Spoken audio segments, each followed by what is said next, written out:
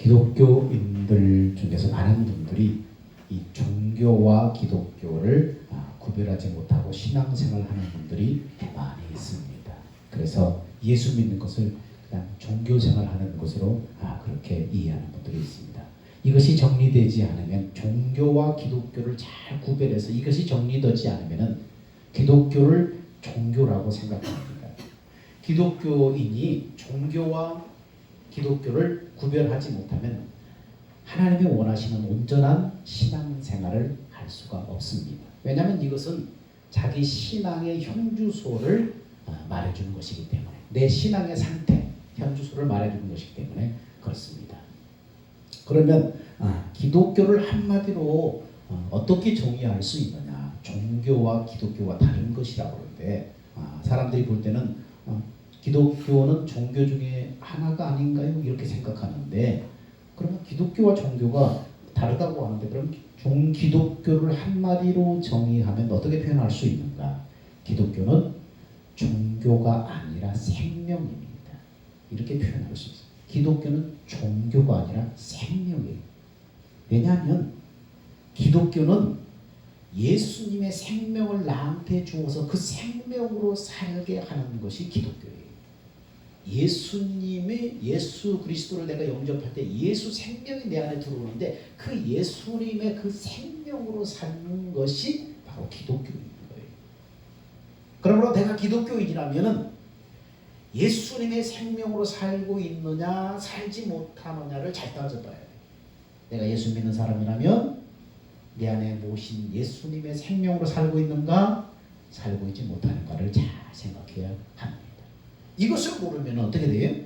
모든 종교는 다 하나다. 종교다원주의, WCC, 종교다원주의, 종교 통합을 외치는 것입니다. 여기에 그냥 아무것도 모르고 수긍하는 것입니다. 교회 다니면서도 모든 종교는 하나다라고 생각하면서 이단으로 끌고 들어가도 그것이 여러분 속는 것입니다.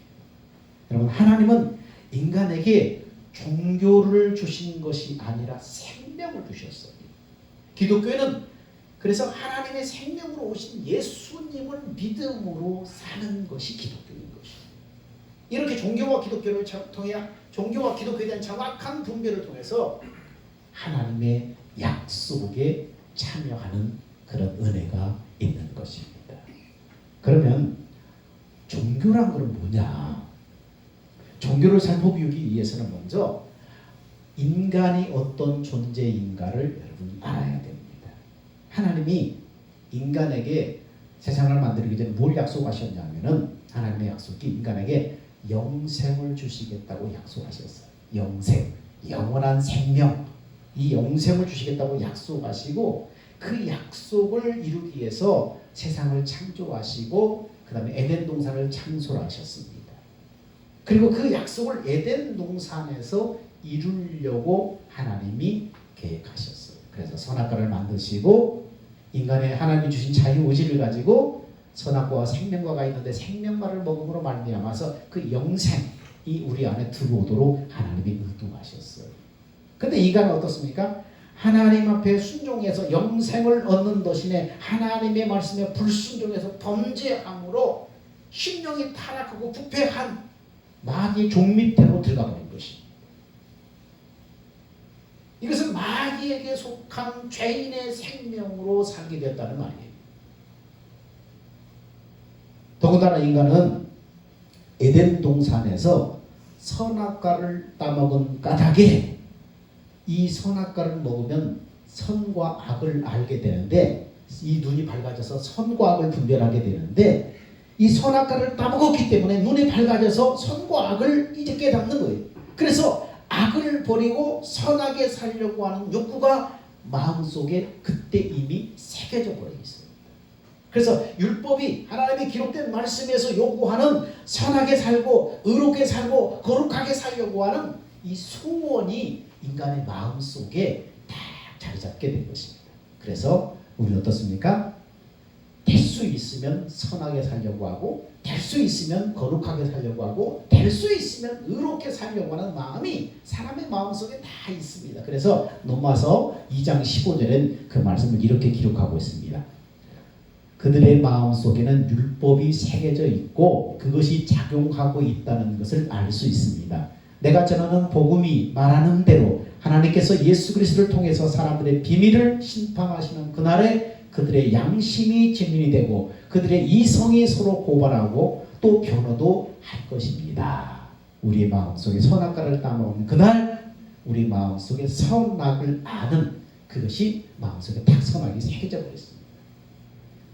그래서 이 종교가 생겨난 것은 어디서 출발하는가? 마음속에 있는 양심, 율법의 요구를 만족시키려고 하는 열망에서 생겨난 거예요. 선악과를 따먹을 때 그 율법이 우리 마음속에 새겨져 버렸는데 그래서 우리 마음에는 항상 선하게 살려고 하는 이 본능이 있고 이 착하게 살려고 하는 본능이 있고 또 거룩하게 살려고 하는 본능이 있다는 거예요. 이 마음의 양심에 그것이 새겨져 버렸기 때문에 그래서 그 양심, 그 마음에 따라서 그렇게 살려고 하는 그 욕망이 사람 속에 본능이 있다는 것입니다.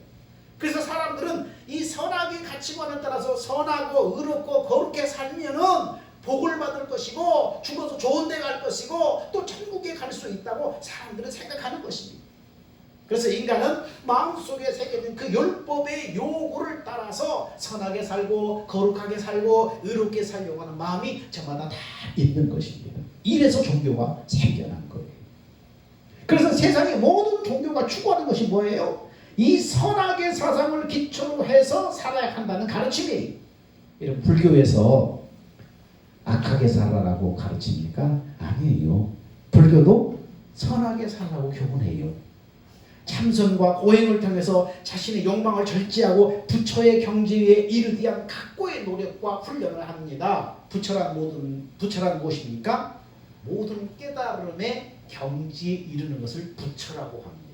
그래서 많은 사람들은 세속에 물들지 않고 선하고 의롭고 거룩하게 살기 위해서 자신과 처절한 싸움을 합니다. 도를 닦고 수행을 하고 그리고 자기 극복의 훈련을 하는 것입니다. 불교도 이렇게 선하게 살려고 가르치고 있는 거예요. 이슬람에서는 어떻습니까? 이슬람에서는 율법을 중시하는데 철저한 율법의 준수를 이슬람에서는 강조해요. 그래서 율법을 어긴 사람들을 율법에서 말하고 있는 똑같은 그러한 이는 이로, 눈은 눈으로, 악은 악으로, 죽음은 죽음으로 이렇게 합도록 하고 있습니다. 그래서 뭡니까? 악을 지하라는 거예요. 선하게 살아. 율법이 말하는 선은 선을 따라가라는 거예요. 이걸 동해복수법이라고 해요. 네가 다른 사람의 눈을 다쳐서 눈을 실명했으면 너도 똑같이 눈을 빼버리는 거예요.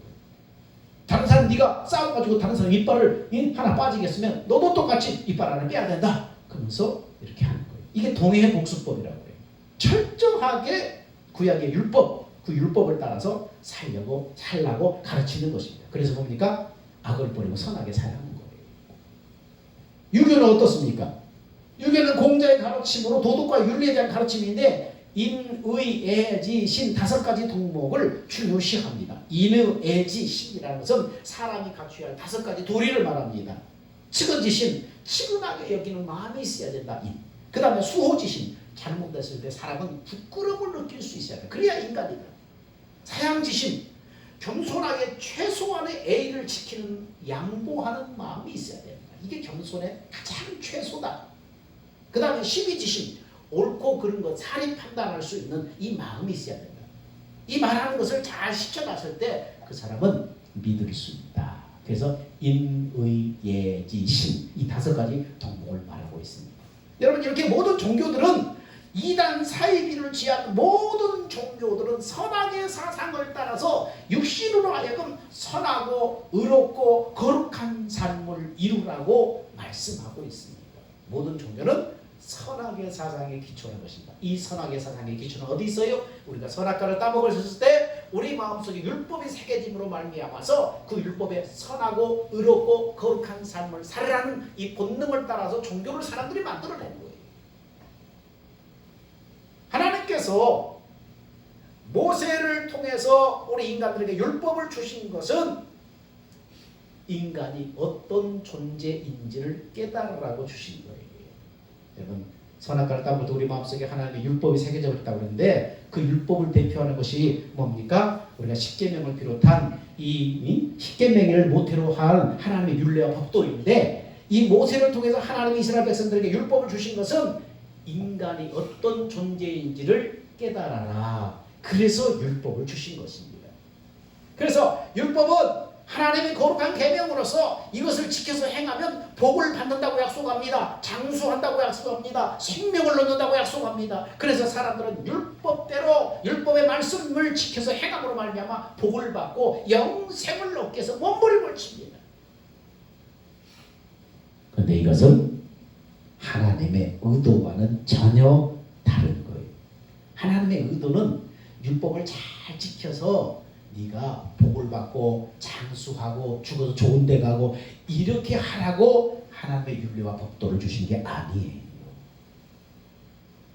왜냐하면 이것을 지켜서 복을 받고 좋은 데 가고 장수하고 복 받고 이렇게 하는 것이라면은 여러분 이것은 하나님의 의도가 아닌데 왜냐하면 그런 의도로 준 것이 아닌 거예요. 아니라는 거예요. 왜냐하면 성경에 천하에 지금까지 율법을 지켜서 의로워진 인간은 하나도 없다고 말씀하고 있기 때문에 이걸 지켜서 복을 받고 하나님의 은혜 받고 장수하고 좋은 데 가고 그러면은 그런 인간이 있어야 되는데 성경은 뭐라고 그래?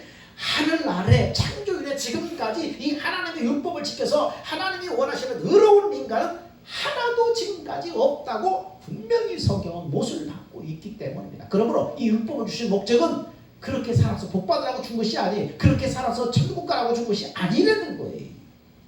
그러면 지킬 수도 없는 율법을 왜 사람들에게 주신 것인가? 이 율법을 통해서 구원받고 영생을 얻는다고 지키면 용서다고 그러는데 왜 지킬 수도 없는 율법을 인간에게 주신 것인가?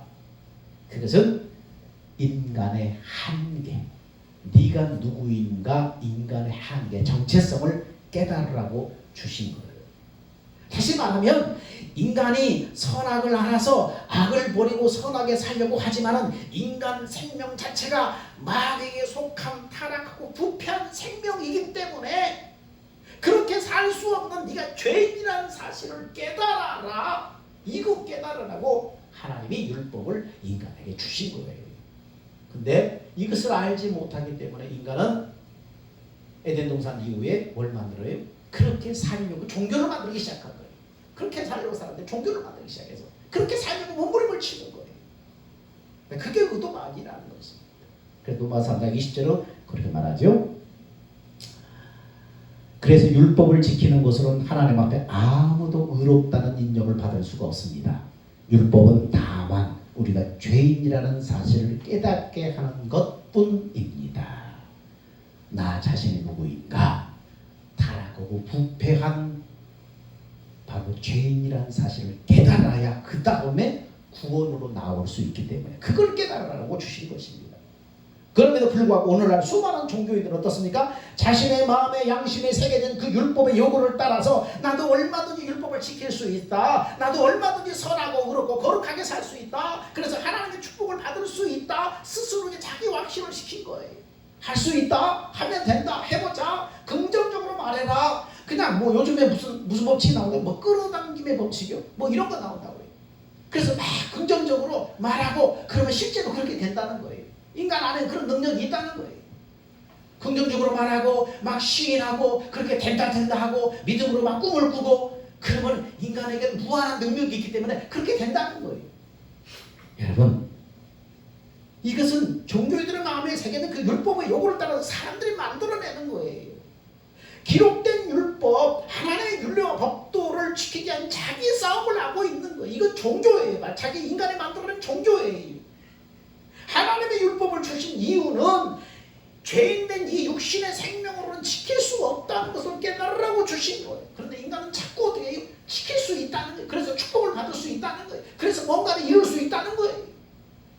인본주의로 돌아가는 거예요. 인본주의. 인본주의 꼭대기에 누가 있어요? 사단입니다. 사단.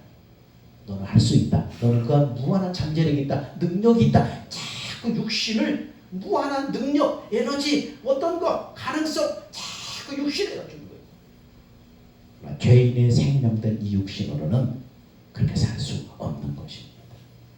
하나님은 이렇게 인간의 근본적인 문제를 해결해 주시고 우리가 영원한 생명을 얻도록 그래서 그리스도를 보내주겠다고 약속을 하시죠. 예수님이 오셔서 이 근본 문제를 해결해 주시고 하나님이 약속한 영원한 생명 이걸 얻도록 하기 위해서 내가 예수 그리스도를 보내주겠다 약속을 하신 것입니다.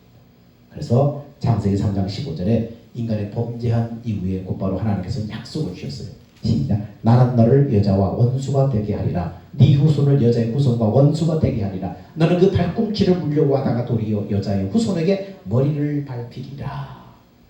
너 여기는 말합니까? 이 뱀을 상징한 사단을 얘기하는 거예요. 나는 너를 이 뱀을 상징한 사단에게 여자의 후손과 원수가 되게 할 것이다. 여자의 후손은 뭡니까? 바로 믿음의 정보를 따라서 태어난 앞으로 오실 예수 그리스도를 말하는 거예요. 그래서 여자의 후손이 네 머리를 밟아버릴 것이다. 그래서 이 사단, 이 마귀 안에 갇혀 있는 인간을 구해낼 것이라는 이 약속을 이 창세기 3장 15절을 통해서 말씀하신 거예요. 하나님은 아담과 하와 범죄로 죄인된 인간 구원을 위해서 여자의 후손으로 그리스도를 보내서 마귀의 머리를 밟아버리고 마귀 안에 갇혀있는 인간을 구원하시겠다고 약속하신 것이 창세기 3장 15절이. 이 약속을 위해서 하나님은 경건한 그 아담의 자녀 가운데 그 셋의 후손 가운데에서 갈대우르에 살고 있던 아브라함을 택하셔서 아브라함의 믿음을 통해서 그리스도를 보내실 것을 약속하셨습니다. 믿음의 샘플을 딱 세워서 이 믿음으로 내가 그리스도를 보내주시고 이 믿음으로 너희들도 이 하나님의 영생 안에 들어오게 하겠다. 믿음의 법을 세우신 거예요. 그래서 아브라함의 믿음은 그럼 어떤 믿음인가? 이런 믿음으로 하나님의 약속을 믿어야 된다. 아브라함의 믿음은 어떤 믿음입니까? 자, 한번 읽어봅시다. 시작. 그는 나이가 100세가 되어서 자기 몸이 이미 죽은 것이나 다름없고 또한 사라의 태도 죽은 것이나 다름없는 줄 알면서도 그는 믿음이 약해지지 않았습니다. 그는 하나님의 약속을 믿고 의심하지 않았습니다. 오히려 그는 믿음이 굳세어져서 하나님 앞에 영광을 돌렸습니다. 그는 하나님께서 스스로 약속하신 말을 능히 이루실 것이라고 확신하였습니다.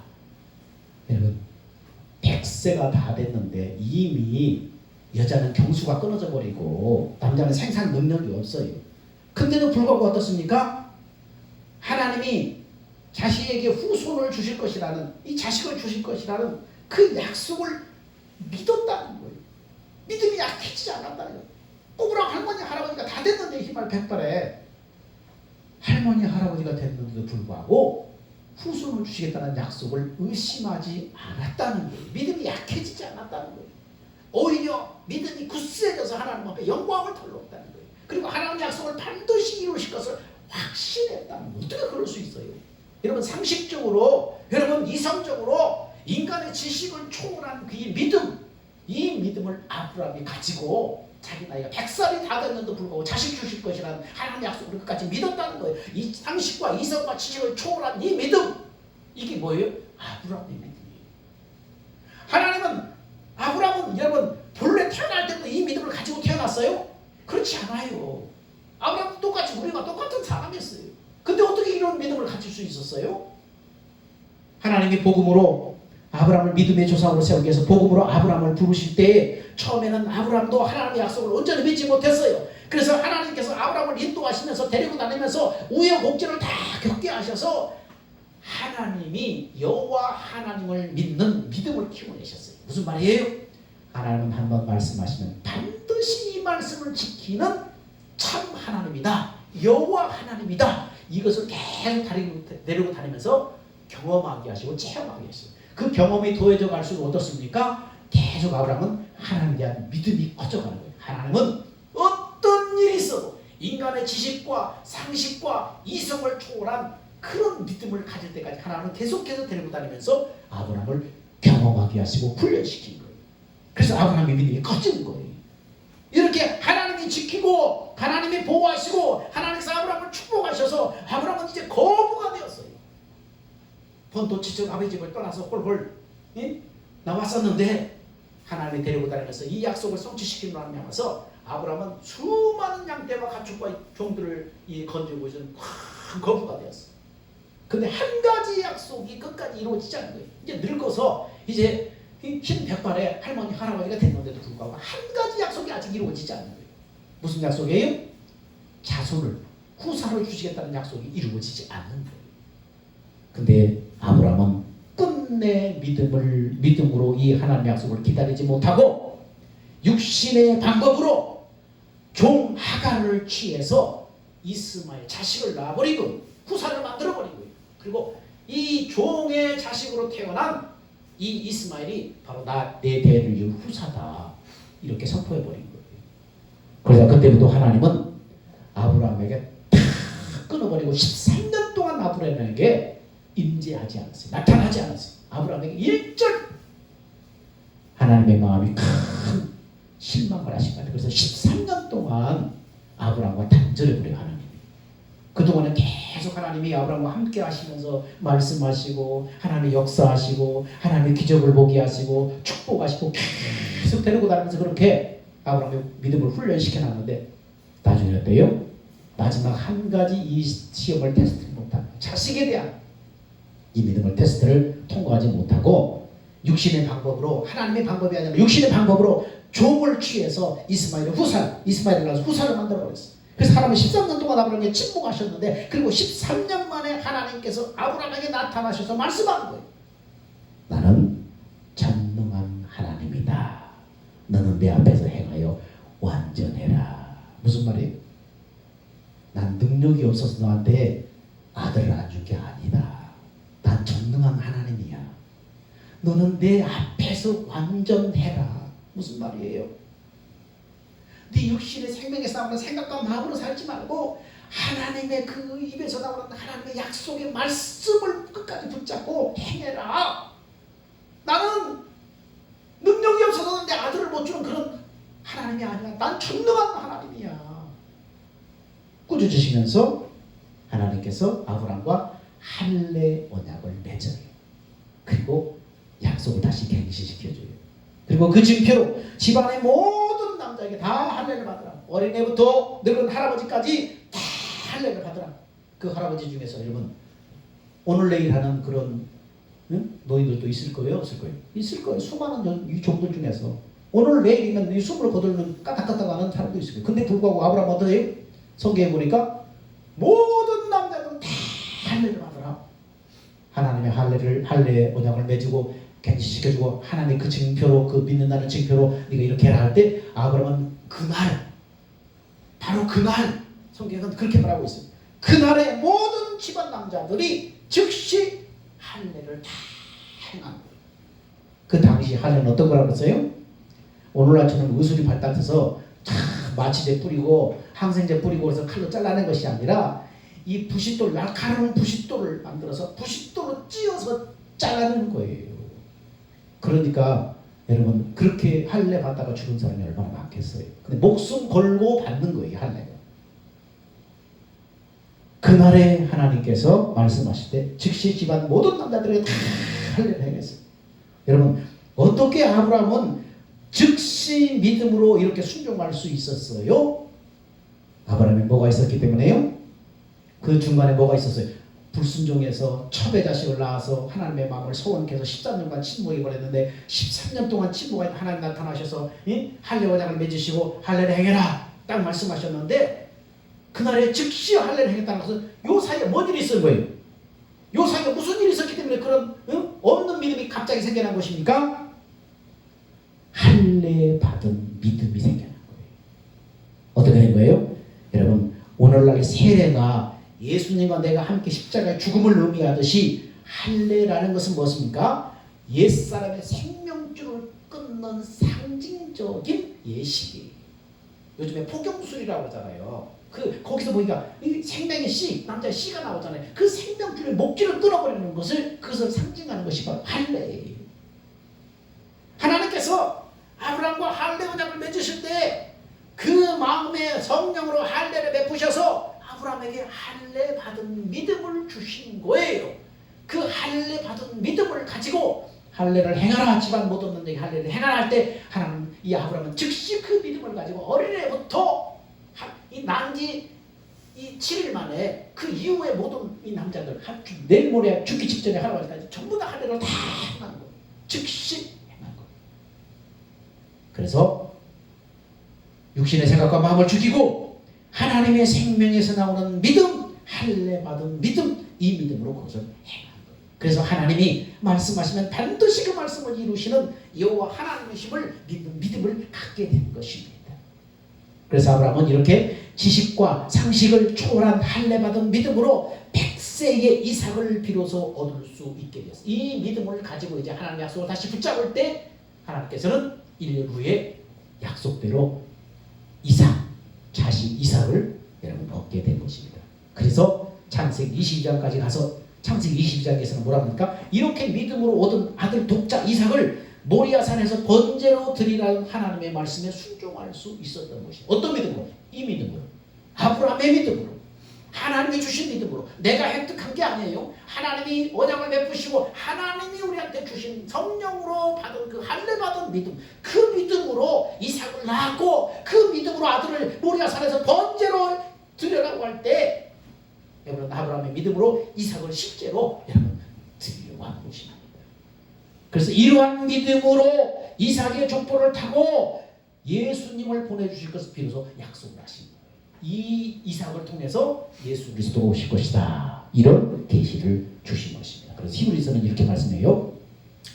아브라함은 시험 받을 때 믿음으로 이삭을 드렸으니 그는 약속을 받은 자라되 그 외아들을 드렸느니라. 그에게 이미 말씀하시기를 내 자손이라 칭할 자는 이삭으로 말미암으리라 하셨으니 그가 하나님의 너희 이삭을 죽은 자 가운데 다시 살리실 줄 생각한지라 비유컨대 그를 죽은 자 가운데서 도로 받은 것이니라. 하나님이 지금까지 아브라함을 데리고 다니면서 뭘 훈련시켰다고요? 하나님은 한 번 말씀하시면 반드시 그 말씀을 지키는 여호와 하나님입니다. 여호와 하나님에서는 참신이라는 거예요.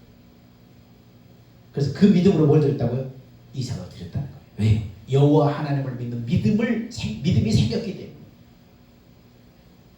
이삭을 모리아산의 번제로 드리라고 하시기 전에 하나님 뭐라고 그 전에 말씀하셨다고요?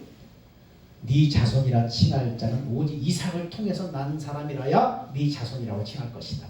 네 자손은 하늘의 별처럼 땅의 모래처럼 세상에 편만하게 만들어주는데 이삭을 통해서만 그렇게 될 것이다.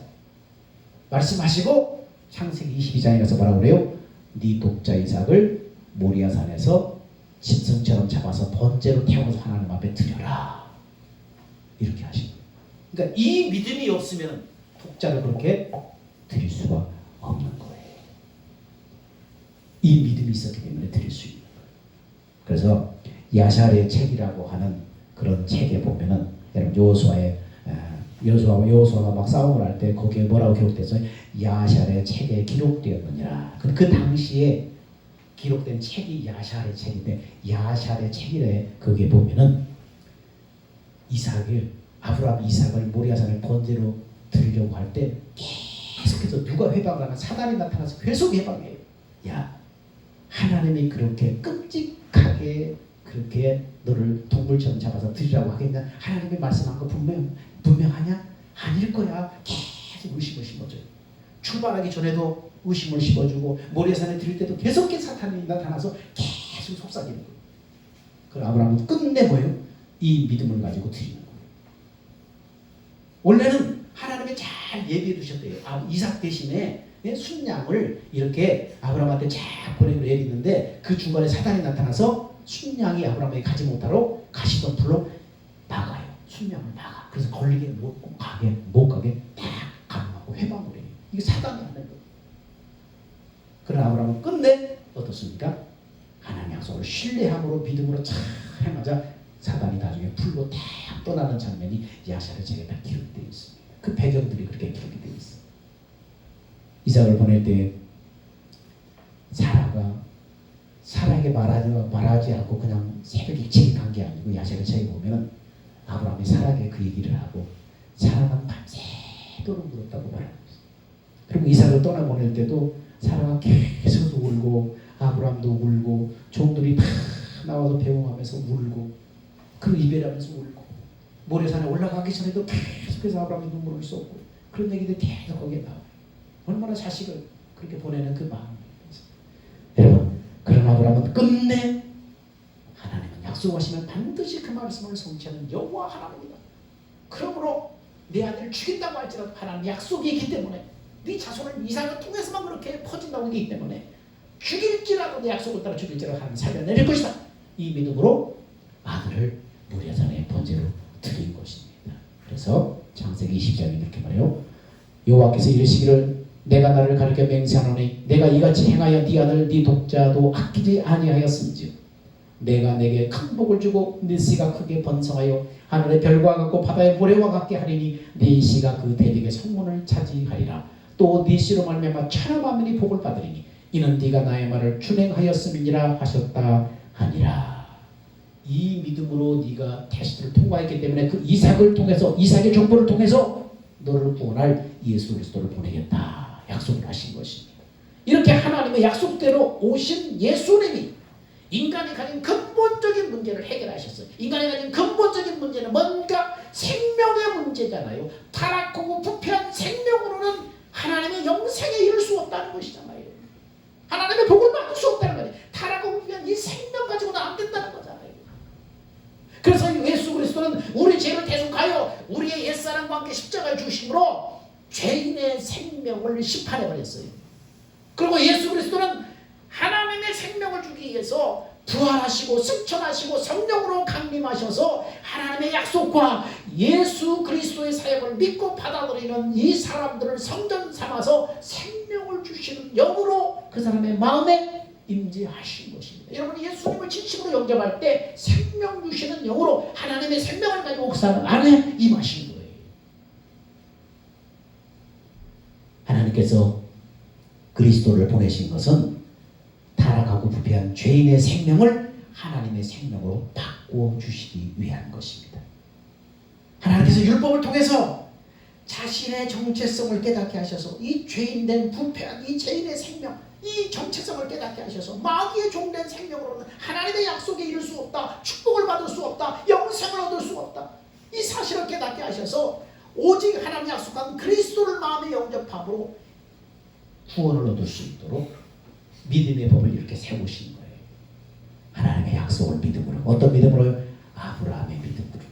하나님은 한 번 말씀하시면 반드시 이 말씀대로 실행하신다. 이 아브라함의 믿음으로 예수를 영접하면 예수님이 십자가 사역을 통해서 우리 죄를 없애고 옛 생명을 다 폐하시고 하나님의 생명을 우리 안에 들어오셨다. 이 약속을 네가 아브라함의 믿음으로 믿으면 실제로 여러분 안에 그 일이 이루어진 것입니다. 여러분이 이 복음을 믿고 예수를 영접했으면 여러분의 생명 자체가 이미 바꿔진 거예요. 여러분이 의식하지 못해도 약속대로 이미 하나님의 생명이 여러분의 생명 안에 들어와서 바뀐 거예요. 그러면 예수님이 나의 생명이 되어주셨다는 것을 구체적으로 뭘 말하는가? 이것을 한마디로 말하면 영원전에 하나님의 약속이 이루어진 것입니다. 영원전에 하나님 우리에게 주신 약속이 뭐예요? 영생을 주겠다는 거잖아요. 영원한 하나님의 생명, 천국에 살 수 있는 하나님과 같은 그 생명, 영생하는 생명을 주겠다는 거잖아요. 그래서 영원전에 하나님의 약속이 이루어진 것이고 아브라함과 이삭과 야곱에게 약속하신 것이 이루어진 것입니다. 이것을 성경은 뭐라고 말해요? 둘째 언약이다. 또 새 언약이다. 이렇게 말씀하고 있습니다. 신이 하나님께서 인간의 마음에 할례를 베풀어 주셔서 하나님을 사랑하게 하셔서 영생을 얻게 하시겠다 약속하신 것입니다. 둘째 언약, 이 언약이 우리 안에 이루어졌다는 거예요. 그래서 신명기 30장에 그걸 이렇게 말하고 있죠. 내 하나님 여호와께서 네 마음과 네 자손의 마음에 할례를 베푸사. 아까 아브라함이 어떻게 믿음이 생겼어요? 할례를 행할 수 있는 믿음, 독자 이삭을 드릴 수 있는 믿음. 여호와께서 자손, 네 마음과 네 자손의 마음에 할례를 베푸셨어. 성령으로 그때 할례를 베푸셔서 이 믿음을 주신 것입니다. 우리도 그렇게 해주시겠다는 거예요. 우리가 예수 그리스도의 복음을 받아들일 때에 하나님께서 그 순간 성령으로 역사해서 믿음을 주시겠다는, 할례받은 믿음을 주시겠다는 거예요. 그래서 네 마음을 다하고 뜻을 다하고 하나님을 사랑하게 하셔서 너로 하여금 영생을 얻게 하실 것이다. 신명기 구약에 이미 약속을 하셨어요. 이렇게 약속을 하셨어요. 그래서 이것을 또 에레미야서에서는 또 이렇게 새 언약이라고 말씀하셔서 또 구약에 또 이렇게 약속을 하셨어요.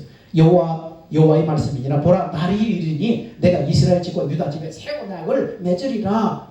이 언약은 내가 그들의 조상들의 손을 잡고 애굽 땅에서 인도하여 내던 날에 맺은 것과 같이 아니할 것이다. 그때 어떻게 맺었어요? 율법으로 언약을 맺었잖아요. 시내산에서 모세를 통해서 십계명으로 율법을 맺은 것, 그것과 다르다. 내가 그들의 남편이 되었어도 그들은 내 언약을 깨뜨렸다. 근데 이날에 세울 언약은 어떤 것이냐? 그러나 그날 후에 내가 이스라엘 집과 맺은 언약은 이러하니 내가 나의 법을 그들의 마음속에 두고 그들의 마음에 기록해서 나는 그들의 하나님이 되고 그들은 내 백성이 될 것이다. 그들의 마음에다가 내가 이 언약, 이 법을 여기다 기록하겠다. 그리고 이 마음에다가 말씀하겠다. 이렇게 약속을 했습니다. 여러분, 무슨 말이에요? 하나님께서 우리에게 이루어 주실 이 약속은 뭡니까? 우리에게 영생을 얻게 하셔서 새 생명을 바꿔주셔서 어떻게 했다는 거예요? 하나님의 마음을 알게 해주셔서 그 마음에다가 이제 말씀하겠다. 우리 아까 찬양할 때 뭐라고 했어요? 어떤 사람이 세상에 하나님과 그 아들을 아는 것, 이것이 바로 영생이에요. 하나님과 그 아들 예수를 아는, 이건 하나님, 예수 이 문자를 안 하는 얘기가 아니에요. 구원받은 믿음으로 하나님의 마음을 아는 거예요. 하나님의 심정을 아는 거예요. 생명으로 이걸 아는 거예요.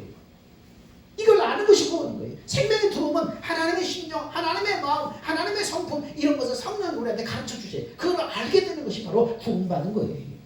하나님의 마음을 주셔서 이제는 그 마음에서 말씀하겠다는 거예요. 그리고 마음은 뭡니까? 마음은 바로 생명을 말하는 거예요. 마음이 어디서 나와요? 생명에서 나오는 거예요.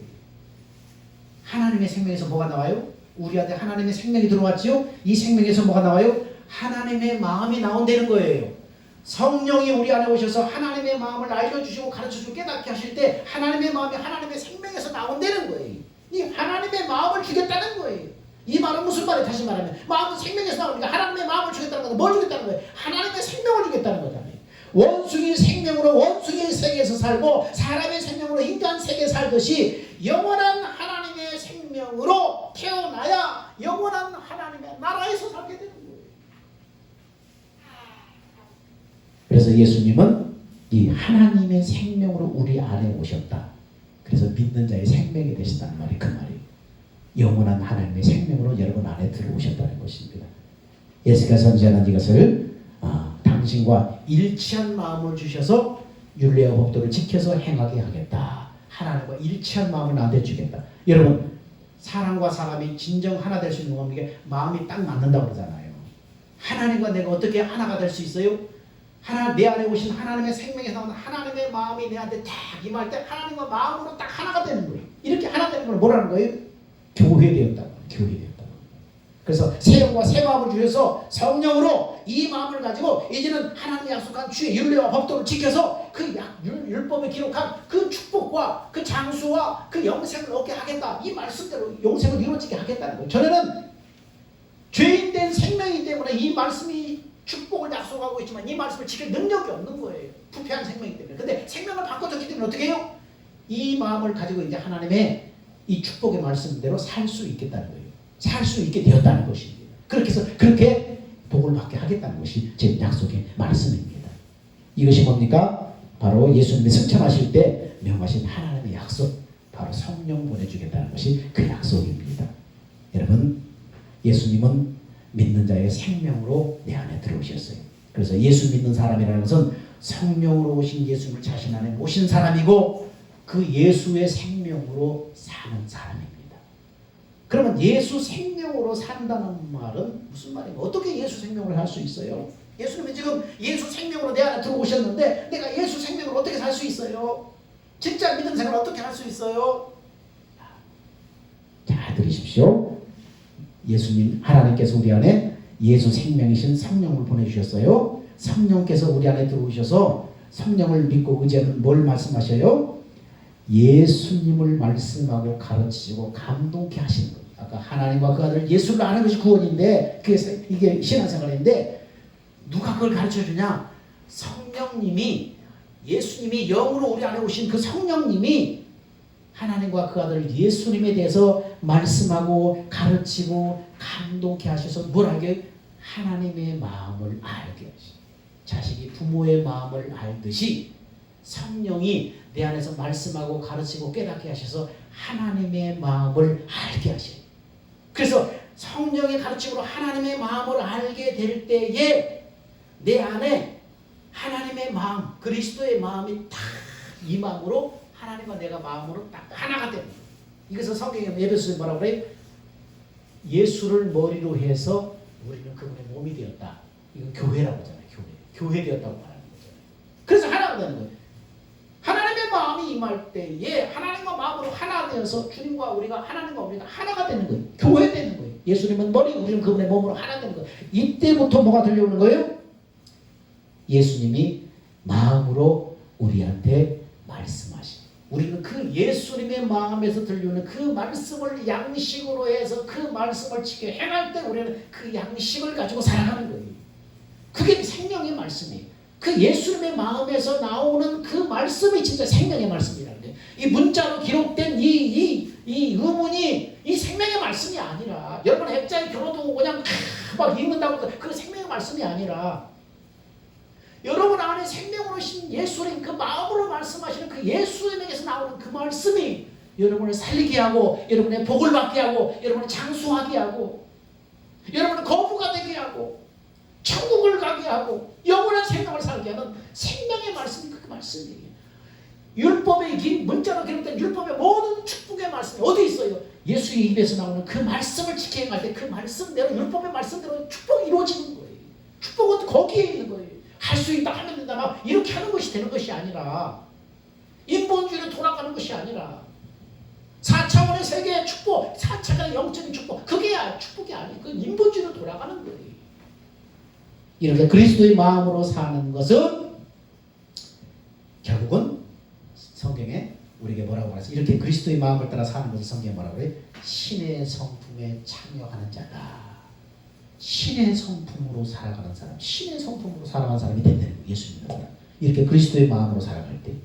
그래서 우리는 어떻게 하든지 내 앞에서 성령을 믿음으로 성령의 가르침과 깨달음에 주의해서 하나님의 마음을 알고 그 마음이 감화 감동으로 임할 때 그 마음에서 나오는 이 말씀을 생명의 양식으로 사고해야 돼요. 여기에 축복이 있어요. 여기에 금생과 내세의 축복이 있는 거예요. 그래서 이걸 사모해야 됩니다.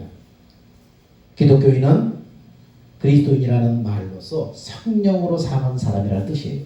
이 말은 다시 말하면 예수 생명으로 사는 사람이라는 말이에요. 기독교는 자신의 힘과 노력과 결단과 훈련으로 되는 것이 아니라 내가 죽고 내 안에 예수로 사는 거예요. 철저하게 성령으로 말미암아 자신 안에 계신 예수를 믿음으로 사는 게 기독교인이에요. 정리합니다. 기독교인과 종교 구분합니다. 기독교인이 종교인이라는 말은 타당치 않아요. 기독교인과 종교인은 무엇인가? 다시 정리합니다. 종교인은 그 시작의 뿌리가 뭐예요? 자신 육신의 생명이에요. 마귀의 종된 육신의 생명이에요. 그러나 기독교인은 어떻습니까? 그 시작의 뿌리가 예수 생명이에요. 내 안에 보신 예수 생명이 기독교의 뿌리예요. 종교인은 자신을 그래서 신뢰하지만은 기독교인은 성령의 감동과 가르침을 따라서 그리스도 안에서 그리스도를 믿음으로 행하는 거예요. 종교인은 예수님께서 십자가에 행하신 일이 정말 무엇인지 진짜 깨닫지 못해요. 그 의미가 무엇인지 깨닫지 못하고 자신의 죽음도 깨닫지 못해요. 그래서 할 수만 있으면 자신을 자꾸 동원하는 거예요. 할 수 있다, 하면 된다, 해보자, 집중하자, 긍정적으로 말해라, 긍정적으로 생각해라, 4차원의 꿈을 꾸면 이루어진다. 자꾸 자신을 동원하는 거예요. 그러나 기독교인은 십자가와 함께 내가 죽었음을 확신한 거예요. 더 이상 자신을 동원하지 않아요. 예수를 죽은 자 가운데 살리신 하나님, 내 안에 오신 바로 성령님, 그 성령님을 쫓아서 성령의 가르침을 따라서 그래서 받은 그 마음 안에서 말씀하시는 그 마음 안에서 말씀하시는 그 말씀을 붙잡고 믿음으로 살아가는 거예요. 이게 생명이에요. 그래서 종교와 기독교는 이렇게 차이가 나는 거예요. 뿌리가 다른 거예요. 시작이 다른 거예요. 사랑하는 여러분, 하나님 성령의 말씀하는 예수 생명으로 살아감으로 그 생명 안에서 들려오는 하나님의 말씀을 붙잡고 살아감으로 여러분의 축복의 반열에 다 서시기를 주의 이름으로 축원합니다. 기도합니다. 사랑과 은혜가 풍성하신 아버지 하나님, 은혜와 사랑을 감사합니다. 오늘 종교와 기독교에 대해서 하나님 말씀을 전했습니다. 사랑하는 성도들 마음속에 성령으로 이것이 잘 정리가 되게 해주셔서 종교인을 따라서 인본주의에 따라서 망하는 사람이 아니라 내 안에 오신 생명 되신 예수를 믿음으로 그분의 가르침을 따라서 그분이 주신 생명의 말씀을 붙잡고 살아감으로 복의 반열에 서는 사람 다 되게 하여 주옵소서. 생명 되신 예수님의 이름으로 기도하옵나이다. 우리 기립하셔서 축복하시고 마치겠습니다. 다 일어서셔서 이제는 우리 주 예수 그리스도의 은혜와 하나님의 사랑하심과 성령님의 교제 교통 인도하심이 기독교와 종교를 분명하게 분별해서 생명을 따라 살기로 원하는, 복의 반열을 걸어가기로 원하는 사랑하는 성도들 머리 위에, 그들의 믿음 위에 이제부터 영원 무궁토록 함께 있을지어다.